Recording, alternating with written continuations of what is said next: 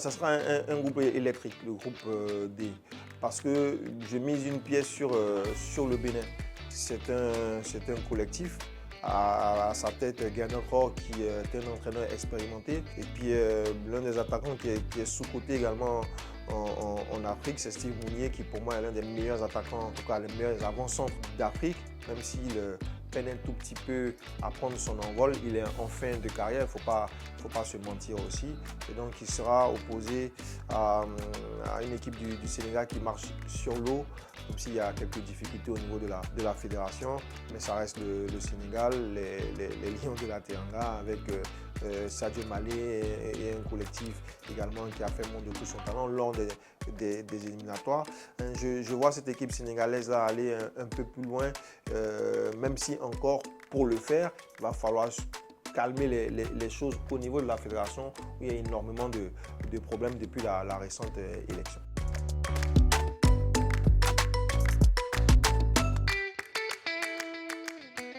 Dans ce groupe-là, l'Algérie et le Burkina Faso devraient se démarquer. Le Burkina Faso, on est dans une transition entre l'ancienne et la nouvelle génération. Il faudra, pour les Bertrand Traoré aujourd'hui, permettre à cette équipe des étalons de faire mieux qu'en 2013 par exemple, où ils avaient réussi à atteindre la finale. Donc c'est une équipe qui est également attendue à chaque fois, comme le Mali. Je ne dirais pas que ce sont des outsiders, mais c'est tout comme. Et donc devra batailler pour tirer son épingle du jeu. Et il y a également le gardien du Burkina Faso, Hervé Kofi, qui a des choses à se faire pardonner. On a vu un tout petit peu comment les choses se sont déroulées au cours donc, des éliminatoires de la Coupe du Monde. Il se sent un peu coupable, donc ça sera à lui également de hisser son niveau pour pouvoir permettre à cette équipe. Ils sont quelques-uns comme ça, Bertrand Traoré et lui, Hervé Kofi, qui sont en fin de carrière et qui ont envie, je l'espère, d'offrir le meilleur à leur sélection.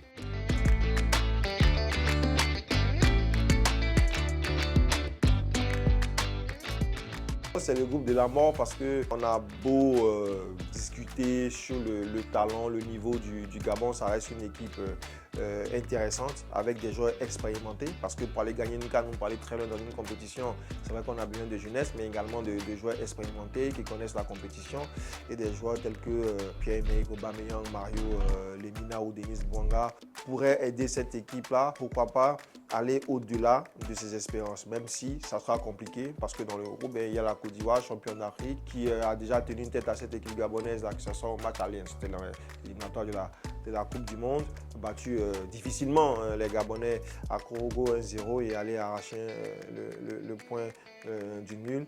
Et puis le Cameroun, alors c'est vrai qu'il est secoué aujourd'hui par son élimination dans les barrages donc, de la Coupe du Monde 2026. Mais très souvent, cette équipe-là a su se relever par rapport au niveau des adversaires. Donc il y aura, contrairement aux autres poules, il y aura 2 matchs à suivre, voire 3 matchs à suivre. Alors, Côte d'Ivoire, Gabon, Côte d'Ivoire, Cameroun et Cameroun, Gabon. Sauf qu'il ne faudra pas oublier que le Mozambique est présent avec des joueurs importants qui évoluent dans des clubs importants également en Europe et qui ont aidé, il ne faut pas l'oublier, alors on parle beaucoup du Maroc, mais qui ont un peu aidé la Côte d'Ivoire à se qualifier lors de la CAN 2023. N'oubliez pas que c'est cette équipe-là qui est venue à bout du Ghana dans un match complètement fou et qui a permis après à la Côte d'Ivoire de s'appuyer sur la victoire du Maroc pour se qualifier pour les huitièmes de finale. Donc voilà, c'est un groupe électrique. Les éléphants du Côte d'Ivoire, alors on pourrait parler de la défense parce que Evan Dika est pour moi le maître à jouer de cette défense qui sera aidé pourquoi pas par Odilon Kosunu qui monte en puissance aujourd'hui avec Atalanta Bergame. Et puis dans le milieu de terrain, Franck Kessié qui est aujourd'hui le capitaine choral, le guide, l'éclaireur de cette équipe. Et puis en attaque, eh bien, on a un joueur, on était en doute par rapport à cette attaque qui ne marque pas beaucoup de buts.